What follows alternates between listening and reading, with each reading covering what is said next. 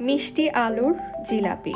উপকরণ: মিষ্টি আলু 5টি, গুঁড়ো দুধ 6 টেবিল চামচ, আটা ময়দা 8 টেবিল চামচ, সয়াবিন তেল পরিমাণ মতো, চিনি 3 কাপ, পানি 4 কাপ, এলাচ 2টি, দারুচিনি 2 টুকরো। প্রস্তুত প্রণালী: প্রথমে মিষ্টি আলু সিদ্ধ করে খোসা ছাড়িয়ে নিন। মিষ্টি আলুগুলো একটি প্লেটে নিয়ে কাঁটা চামচ দিয়ে স্ম্যাশ করে নিন যাতে কোনো দানা না থাকে। ম্যাশ করা আলুর সাথে গুঁড়ো দুধ ভালোভাবে মিশিয়ে নিন। এবার এর সাথে আটা ময়দা মিশিয়ে নিন। গুঁড়ো দুধ ও আটা ময়দা অল্প অল্প করে 2 বারে মিশিয়ে নিতে হবে। মিষ্টি আলুর সাইজ অনুযায়ী উপকরণগুলোর পরিমাণ কম বা বেশি লাগতে পারে। সবকিছু একসাথে মিশিয়ে একটি সফট ডো তৈরি করে নিন। 2 টেবিল চামচ সয়াবিন তেল দিয়ে ডোটি আবারও ভালোভাবে মথে নিন। এক্ষেত্রে ঘি বা বাটারও ব্যবহার করতে পারেন।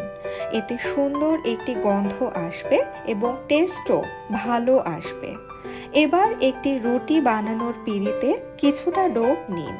হাতে একটু তেল মেখে নিতে হবে এবং ডোটি হাতের সাথে লেগে থাকবে না।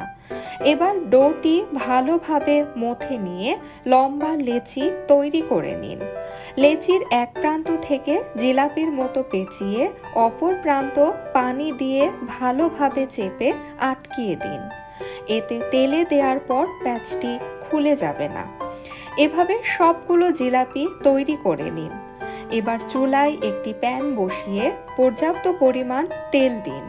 তেল গরম হয়ে এলে জিলাপিগুলো দিয়ে দিন।